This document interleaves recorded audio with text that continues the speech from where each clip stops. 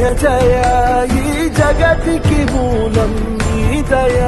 నీ దర్శనముంది వెలిగిన జ్యోతి మనసున చిన్మయ